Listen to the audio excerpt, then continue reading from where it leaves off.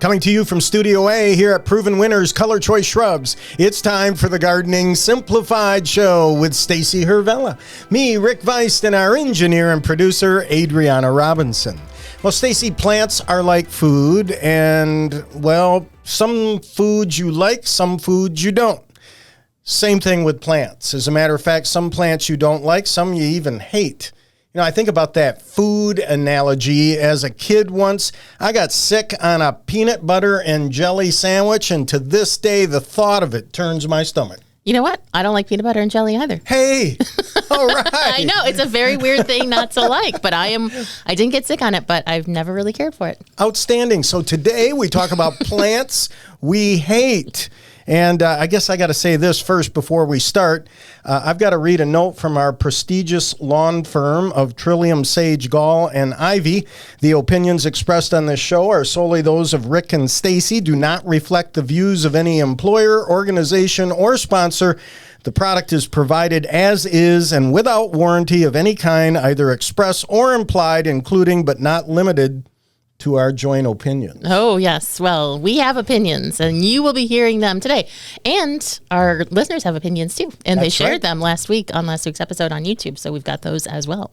This is going to be fun. Now, next year, 2026, Stacy, I will have been in the garden center industry for 50 years. Wow. And I have to give a disclaimer here up front, and that is a number of the plants that I hate in the landscape are primarily due to the fact that if you unload semi-loads of these things over 50 years, you're going to get sick of them too. Yes. So it's plants you're sick of, not necessarily that you don't like. Well, it's both. Okay, it's both. Yeah, Gotcha. it's both. So we'll dive into that. Well, I mean, what's your number one? You got a number one that you can just like come right off the bat? Yeah, I can tell you. Again, being in the garden center industry, plastic flowers, silk flowers. I'm so sick of having glitter on my nose and up my nose. That's number one. It's not really a plant, but they look like plant. The other day, I'm driving through a small town, and I see in the distance lavender in full bloom. Oh. Here in early March in Michigan. I'm like, no way. So I go up there, and of course, they're plastic flowers. So it kind of makes the hair stand up on the back of my neck. But, you know, sometimes it's situational. For example, plants that drive me crazy are people who will plant a hedge like privet. And then every year they just take a little off the top. So they've got naked branches up to the top where it's full and lush. It just looks awful. Or mailbox plantings where they've gone bad. In other words, as opposed to dressing up the mailbox or trying to disguise the mailbox, they're actually calling attention to it now, right? Yeah. And then the other thing that drives me nuts is overgrown lilacs, vulgaris lilacs. I love lilacs, but overgrown lilacs. Take a pruning shears to them. So sometimes it's the situation. Oh, interesting. I love a good overgrown lilac. I love that, like, you know, like, oh, I just happened into an enchanted place kind of vibe. Like, I love that. That's good. See, this is the whole thing. We're going to say plants that our listeners might actually like, and that is perfectly okay because these are just our opinions and we hold them strongly. And for every plant we say that someone likes, they may hate a plant that you and I like. Correct. And there's enough to go around for everybody. So just send your notes, complaints, cards, letters to gardeningsimplifiedonair.com. Today's limerick. They may promote you as being hardy, but I'm a horticultural smarty. Not part of my landscape diagram. I do not like green eggs and ham. You're not welcome to my garden party. I don't know. I just kind of threw that one together. So who's not welcome? Obviously plastic flowers, but that's, you know, kind of a non-issue. Well, so what one plant are you just like, not a snowball's chance is this thing going to enter into my garden? I'll give you a few of them. Okay. Fragrance embeds in your memory. Okay? Yes. So calorie pears or ornamental pears, they smell fishy. They smell like mothballs. They smell horrible, yeah. They smell horrible. Don't like them. Super invasive also. Marigold flowers. Oh. Of course, I handled thousands and thousands and thousands of flats of marigolds. I would go home, my clothes smell like marigolds. That's why they drive me crazy. They have this acrid, unpleasant taste and smell. I don't like them. Okay. And then stargazer lilies, the smell of them, the aroma. I can give you a description of what they smell like, but I don't want to come across as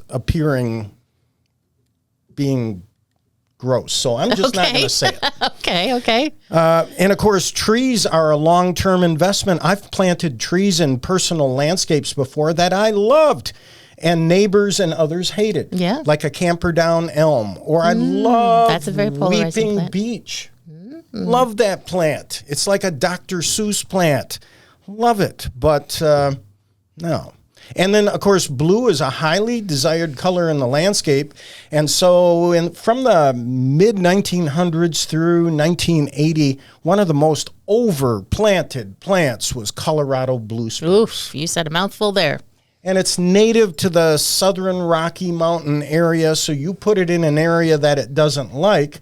Over time, you're going to start dealing with canker and needle cast, and then you start pruning out some of the affected branches. And, of course, your house doesn't grow, but that cute little Colorado spruce planted 40 years ago does, and it overpowers the house. So how am I doing here?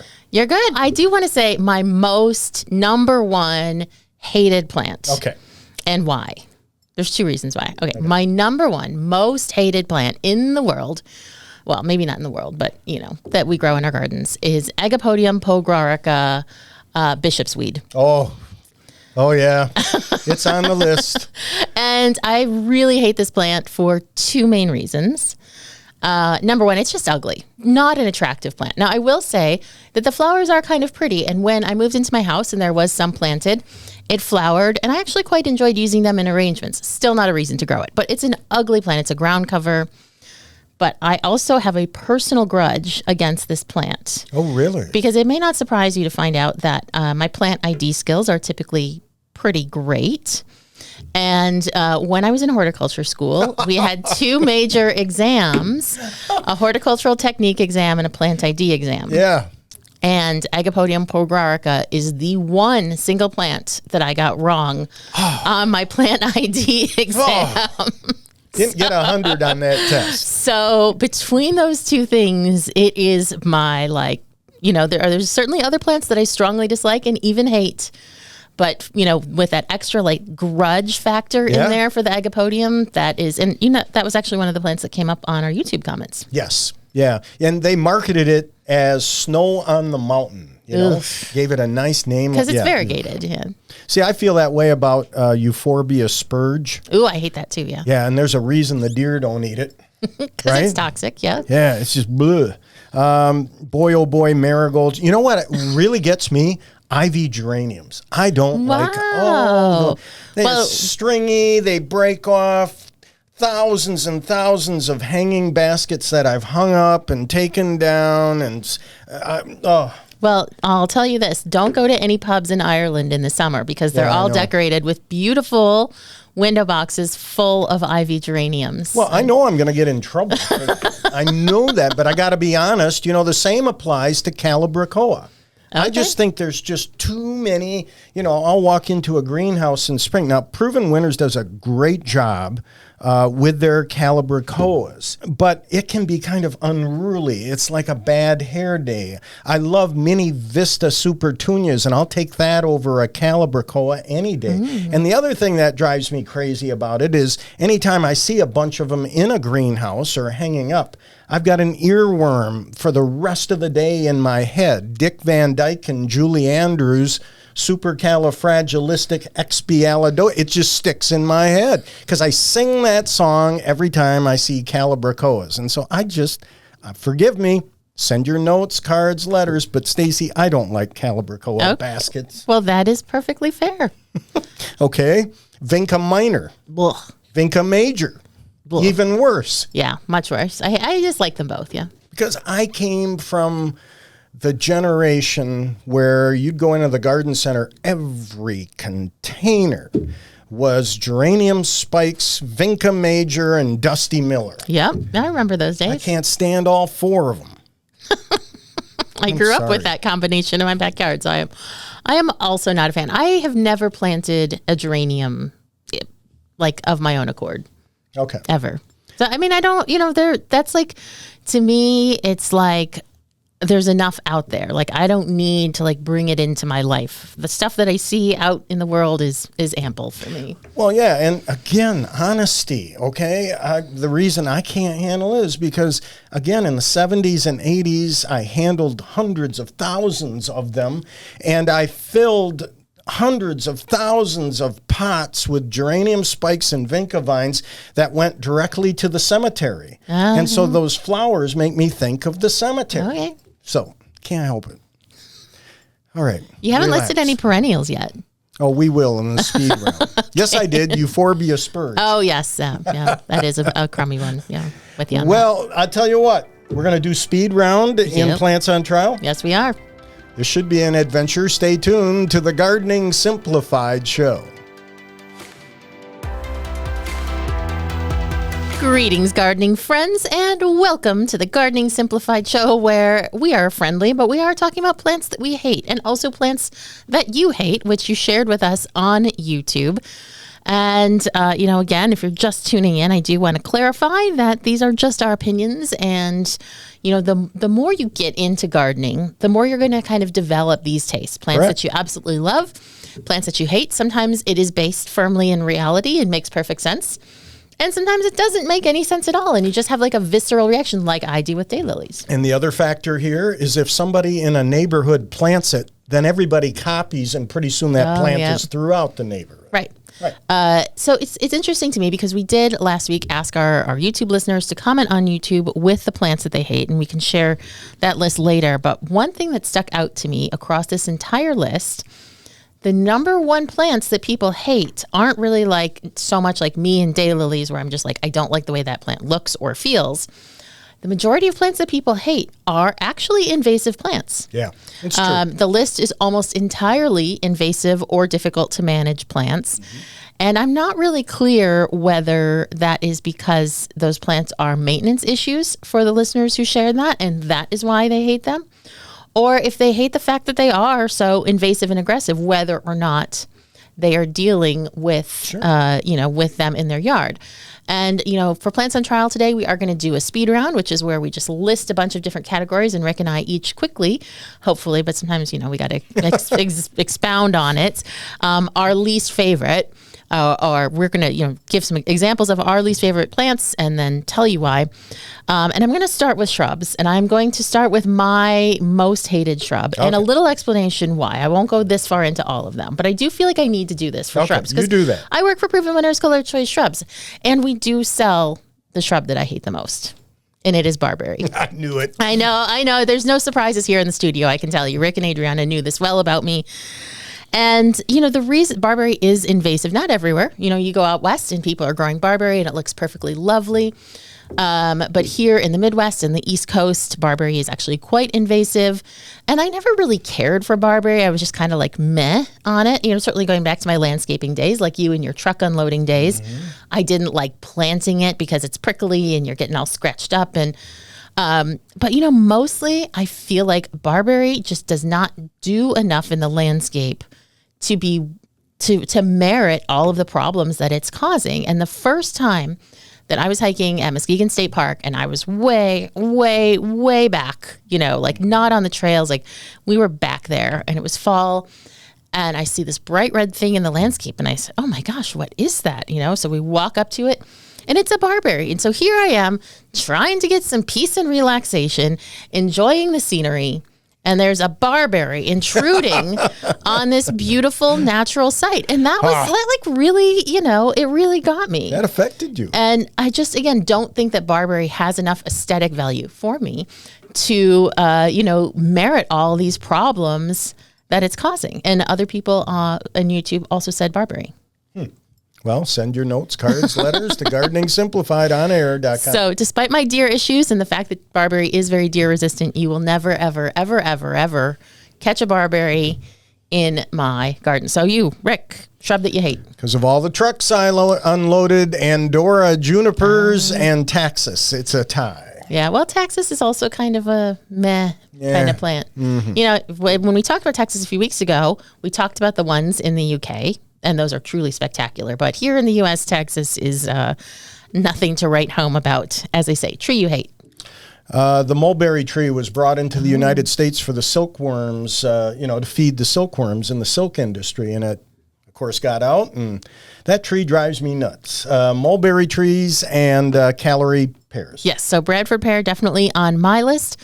And, people love Bradford pear because it has white flowers in spring and that super tidy, shape that they love and fall color. But Bradford pear, take a drive through the South in the early spring and see how it has spread, into the woods. And it is really just so heartbreaking. But I also have my most hated tree is a tie with Norway maple. Oh, yeah, I can see that. And I will give, I hate especially Crimson King Norway maple, but I will give Crimson King a seasonal pass for when it flowers, because it is kind of cool how the yellow flowers and the purple emerging leaves look. But that is still not worth planting Norway maple because they just don't do enough. Yep. Great. All right. Bulb that you hate. Gonna get in trouble here. Cannot stand hyacinths. Ooh. Reason I can't stand hyacinths, I think the bloom lasts such a short time. I don't like the aroma of hyacinths. And again, working in the garden center industry, if you handle the bulbs, many people are allergic to them. They will make you itch. They will make you go crazy. You're itching yourself. I had one time in the wintertime, I'm dealing with hyacinths. We force them. I had to take my shirt off, go outside, and dive into a snowbank. I was itching so bad. Can't stand hyacinths. Yes, that happened to me too well, not quite like that, but when I was working at Martha Stewart Living, my very first photo shoot, I was so excited. I was new on the job, and it was an Easter photo shoot, and we were doing all this crazy stuff with hyacinth flowers, and I did not know about the itching. Yep. And I was absolutely miserable for the entire day because it's just like the sap and everything gets everywhere, and it's really, really terrible. Poison ivy did come up on a number of YouTube comments, but this is almost that bad. It just doesn't give you a rash. For me, Star of Bethlehem, which we talked about last week, because a listener had it as a weed, very difficult to manage. Also, like our listeners, most of my most hated plants are also invasives. Perennial that you hate. Lady's mantle, the Alchemilla mollis. Wow, really? Yeah, because it looks like a weed to me. And again, in the garden center industry, we'd set it out in April on the benches. It'd still be there in October. I feel like that's such like a gardener plant. Like, it's Just like English garden kind of vibes. I told you I'm going to get bad mail on this. I'm just a little surprised. That's all. Of course, mine is daylily, as we have already discussed. A lot of people, when our YouTube comments mentioned lilies, and I think they were mostly implying that they hate the ditch lilies, or the ones that grow wild in all of the ditches. And it's true that orange is terrible, and I love orange, but the orange of that plant is just ghastly. But I even hate the ornamental daylilies, as I discussed. Their thick petals are gross and absorbent and weird and look like diapers, and I do not like to look at them or certainly touch them. Ground cover you hate. Ground cover, of course, I could say Bishop Scout weed, but I'm going to say ajuga. Oh. Ajuga is not a Caribbean island that you go to in winter to vacation. Rather, it's a non-native ground cover that tends to get thrips and mites and just doesn't perform. And again, I handled hundreds of thousands of pots of ajuga. It's also known as bugleweed. Yes, I've rarely seen as much as ajuga is sold as a ground cover. I have rarely seen like a really good solid planting of ajuga as a ground cover. Well, people will argue chocolate chip, some of the newer varieties, and there are some good varieties out there, but I can do without ajuga. Okay, mine is going to be Petunia, chameleon plant. We've talked about it many times on the show because people write us in desperation. What do I do about this horrible, smelly, weird looking plant? Because not only does it have a terrible, weird fragrance, the foliage does, that variegation I really don't like. So it's like yellow and green and red. And, the other thing about Petunia is any little piece of this plant that falls on the soil or remains in the soil will grow. And it is just very difficult to manage and eradicate. And again, it's too ugly to be that aggressive. I guess it's a problem. Okay, now you've given us a lot of annuals that you hate, but what's going to be your go-to here in speed round? I'm just going to leave it with ivy geraniums and say no more because I'm in deep right now. Okay. So mine is salvia splendens. Oh, really? Yes. So now there's a lot of wonderful salvias out there that I do enjoy. But if you're not familiar with salvia splendens, and I don't really know that it has like another common name that I'm not thinking of, but this is like the old-fashioned single stem salvia, usually red, sometimes purple, sometimes white, that comes up and it has the bracts and then the little flowers that come out of it. Like and it's Red just Hot like Sally. Yeah, like that. Right? Yeah. So I think that's So really don't like that. Although Proof and Winners did come out with some new cultivars that I did trial last year and I didn't hate, but they're a far cry from the ones that I'm talking about. Also not really a fan of portulaca. Interesting. I would disagree with you there. I love it. Oh, so interesting. Even like the ones with the thin leaves or just the newer ones with like I more like the newer ones leaves? like the Mojave series. They're incredible. You know, I guess maybe when I'm retired, I will also like portulaca more. But for working people, it's not a good plan because the flowers close up when you get home. I feel a little old now. Adriana's cracking up over there. All right, listen, I have a few more speed round questions. We'll have to save those. Yeah, we need to do those because I'm looking at this. This is going to be good. Okay, so we will come back to that in segment form, but we're going to take a break now. And when we come back, we're going to answer your garden questions. So stay tuned.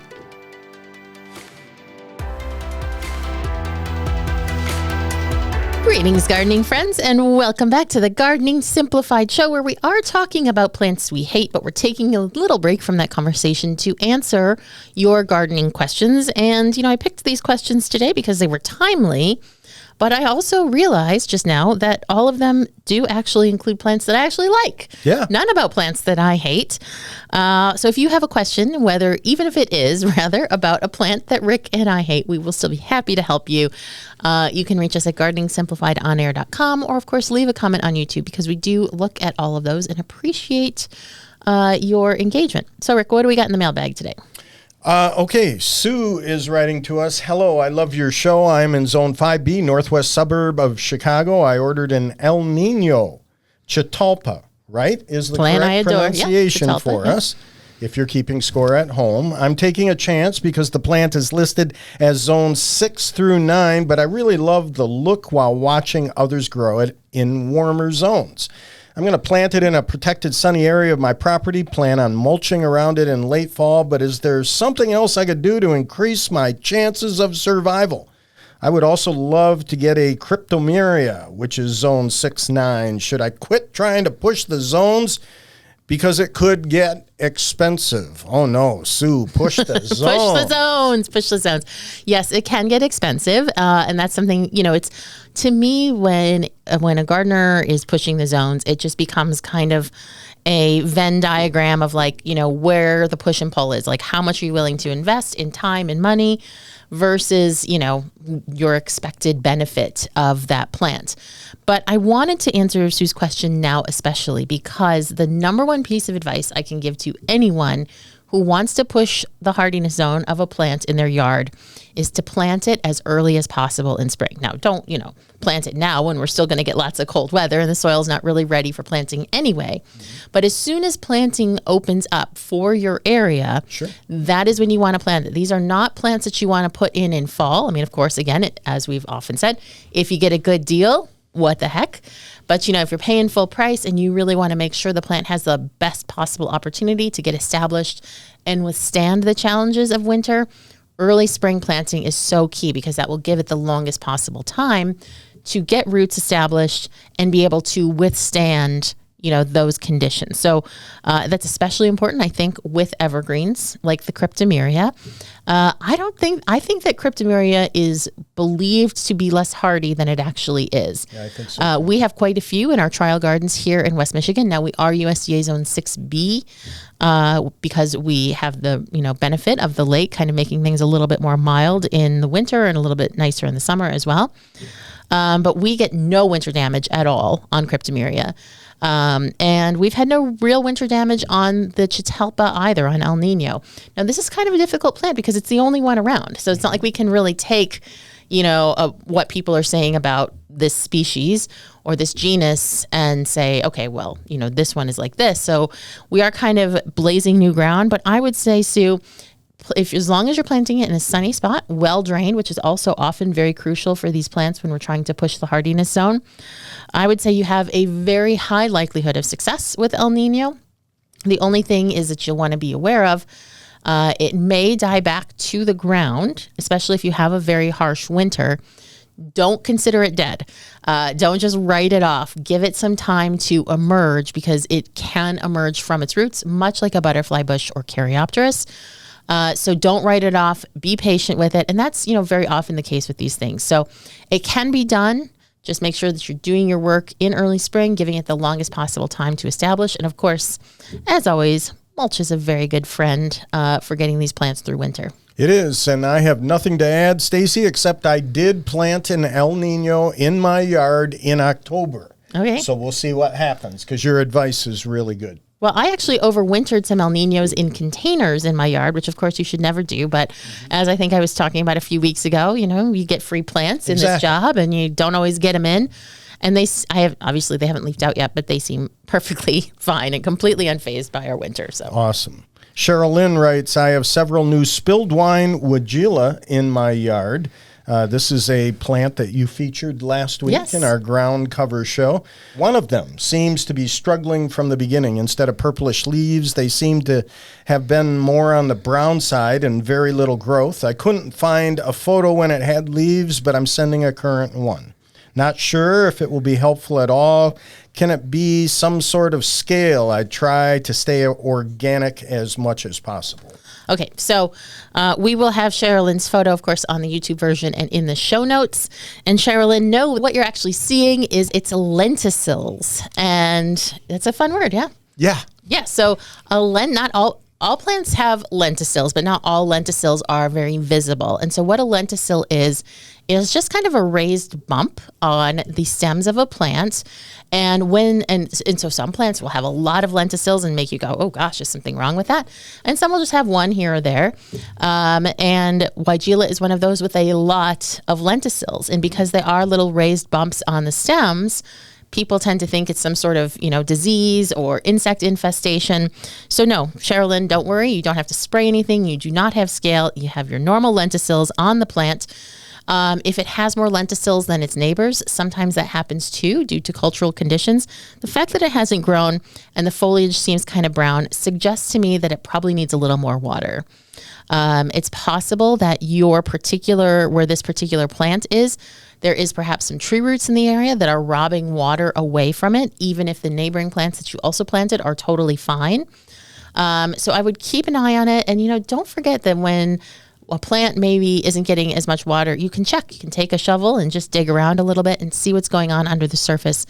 But I have had it, where a tree root will take more water away from something, even though its neighbors are totally fine. So between the brown foliage and the little growth, that definitely suggests to me a little more water. Don't worry about the lenticels, and hopefully it should start to turn around this season. And we all learned something new. Lenticels is not a soup.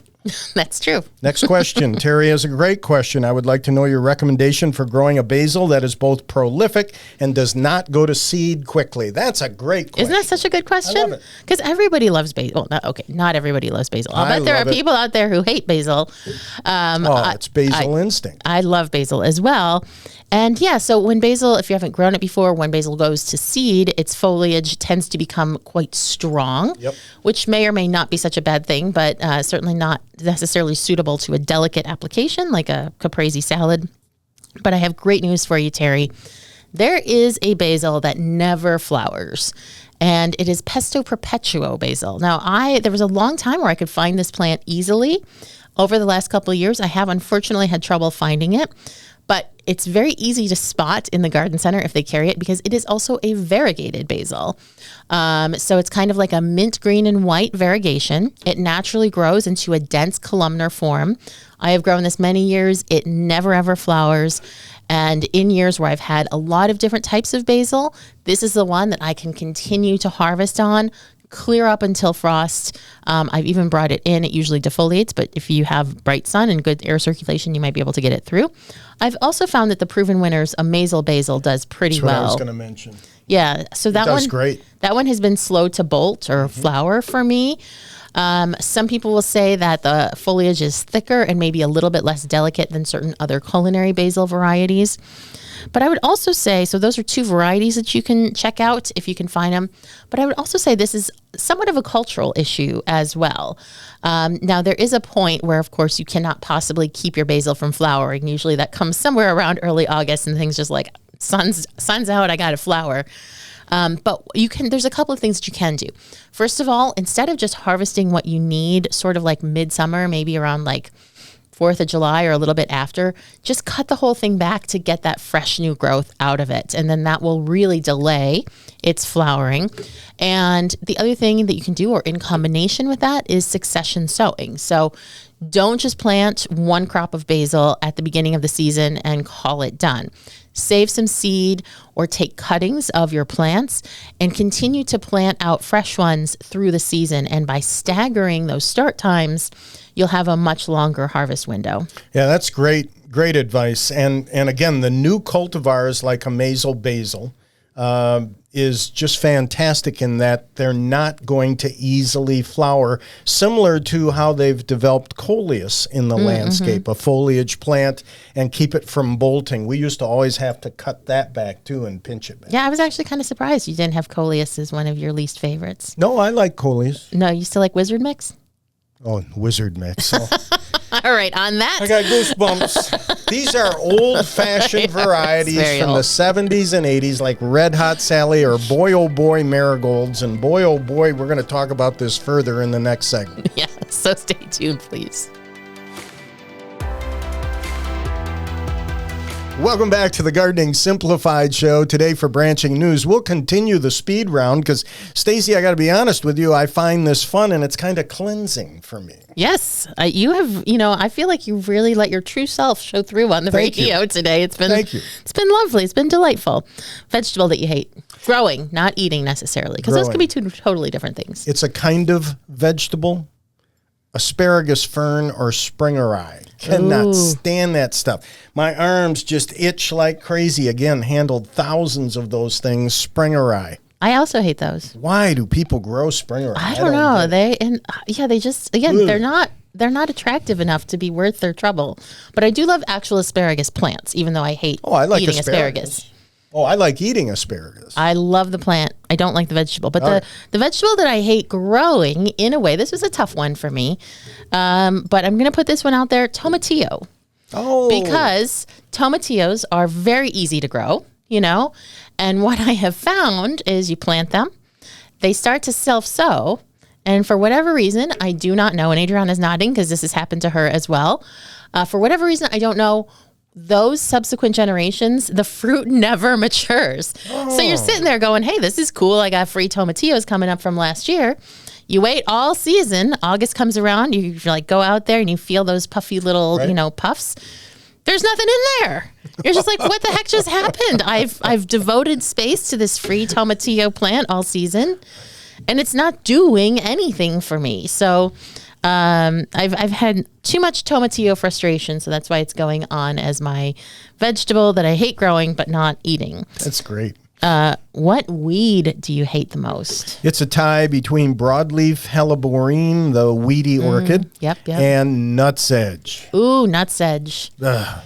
Drives me crazy. You know what? I'm going to go a little Pollyanna on nutsedge and say that it's at least fun to pull. It is fun to pull. Agreed. Therapeutic. Yeah. It's got like a nice, like satisfying. Now the problem is, of course, when you have a huge patch of it and then you're like, I'm going to be here all day.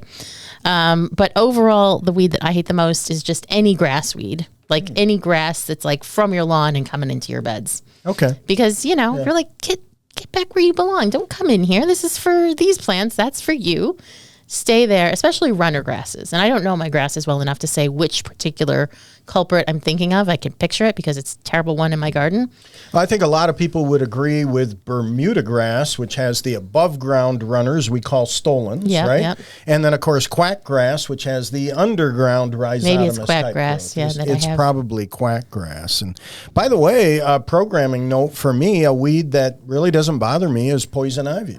Oh, really? And I think the fall color is spectacular. It is quite a lovely fall color, but I wouldn't wish it on anybody. Yeah. I did almost put vine as a category, and partly because some of our listeners did say Virginia creeper was a plant that they particularly hate. And trumpet vine also came up, which trumpet vine, if you've had a good experience with it, you're probably like, oh, how could someone say that? But if you've had a bad experience, you're like, yeah, I get it. 'Cause you can like trumpet vine, you just have to get rough with it. You have to show it who's boss. You got to be willing to root prune it. If you don't do that, it can kind of take over a house and home. Speaking of houses, what is a tropical or house plant that you hate? Oh, for years I was a tropical houseplant buyer in the garden center industry, so this one's easy for me. Cannot stand Dieffenbachia. There's a reason they call it dumb cane. Yes, because if you bite it, it will make your tongue swell and you can't talk. It'll make your tongue swell. It doesn't ship well. It doesn't move well. You put it near a window. You even say cold weather near it, it will wilt. I don't like Dieffenbachia. Just don't like it. When I was young and just getting into plants, I pruned a Dieffenbachia to take cuttings, and a drop of sap splashed into my eye. Oh, yeah. And I had to go and have it irrigated in the ER. It was fine, but Yeah, so no fun. Anyway, yeah. Rick, I know you like this plant, but I am not a fan of croton. I love crotons. And I feel like when I was writing this down, I'm thinking it goes back to my same distaste of Houtunia, because there is kind of some similarity in that variegation, like that red and yellow and dark green. Oh yeah, it's a mishmash. I don't know. It's just maybe it's like too Christmassy or something like that. I'm just not a fan. But there's many different types of crotons. So yeah, there are. I'm gonna work on you a little. All right. I mean, I'll keep an open mind. I'll keep an open mind about almost any of this, but barberry and agapodium are not, and Bradford Paranora maple. No open-mindedness happening there. Okay. Last but not least, a garden tool that you hate. Now I know you expect me to say hoses because I do not like hoses. However, I am going to say riding lawnmowers. They drive me crazy. I watch people on those things compacting their turf. Now, I know in some situations you have to have a riding lawnmower, but in some cases you see people out there spinning around. The grass does not need to be cut because we need to raise the blade on the mower to get good, healthy turf. And they're out there scalping it with a riding lawnmower, kicking up all kinds of dust and debris. I've got a neighbor that loves his riding lawnmower. He rides that thing twice a day, whether the lawn needs it or not. And, of course, the lawn doesn't need it. And I'm trying to sit there peacefully at my house and boom, that lawnmower. Oh, it drives me nuts. So I'm going to say riding lawnmowers. Wow. Do people who love riding their riding lawnmowers know that you usually can ride them without mowing? You would think. Because when they turn that blade on. I get that it's fun for people. Like I could see a lot of, grown-ups being like, this is my childhood fantasy come true, and I'm just going to like ride around on my, toy. But that doesn't mean that you have to mow. Like you can just be out there with your headphones and your ice cold beverage and enjoying your investment in your riding mower. And that's the thing. I have friends who, have the cup holder and they use that as the occasion to enjoy a nice beverage. And but for me, riding lawnmowers. All right. Well, I am going to say hoses because as important as they are, they're just frustrating. And I don't think there's a gardener alive who has just not had at least one negative experience with a hose where he just wanted to rip it out and throw it. Right? Oh, yeah. We've all been there. Yeah, I use hoses in my comedy routine. You're preaching to the choir. So some of the listener least favorite hated plants that we did not discuss, it didn't come up for us. two that really stuck out to me very interestingly are very regional invasives. Because when I read these, I was like, oh, So one was creeping bellflower, Campanula rapunculoides. And yeah, that is super invasive in the upper Midwest, like Minneapolis, Minnesota, and Wisconsin. Yep. What a garbage looking plant. It's just horrible. So sorry for anyone who's contending with that. How do you really feel? Well, I was just like, ugh. And then I do feel like I've seen this and tried to pull it before, and it's just a horrible plant to try to pull. Like, a plant that's easy to pull can kind of, redeem itself a little bit by being easy to pull. The other one, Dyer's Woad. Yeah. And I saw this, and as someone who enjoys fiber arts and growing herbs, I thought, what's that all about? And this is a horrible, horrible invasive out west. Isatis tinctoria, which was actually a very important plant in dyeing, but is now just a tremendously noxious weed in the Southwest and out west. It's invasive. It's an awful weed, and it has a characteristic of many plants that we hate, and that is it's allelopathic. Yep. Prevents other plants from growing around. Yeah, so it has the reputation like spotted knapweed. Yep.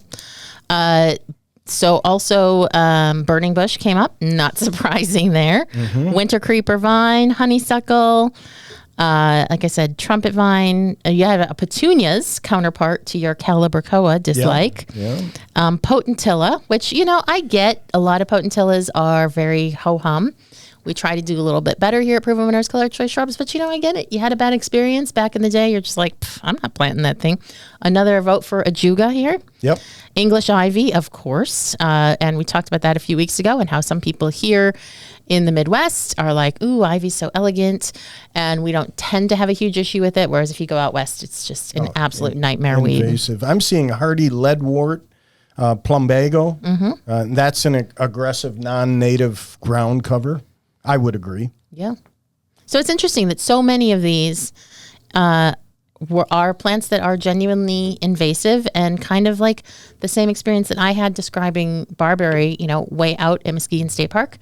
Just plants that kind of ruin our experience of nature. So whether we're a gardener or a nature lover, when a plant disrupts that experience, you can't blame you for adding it to your hate list. Yeah, although wisteria on this list too, and of course bamboo. Wisteria, another one like trumpet vine, you got to show it who's boss, do a little bit of root pruning, and then Stacy, your favorite dwarf Alberta spruces are on here too. 2 thumbs down.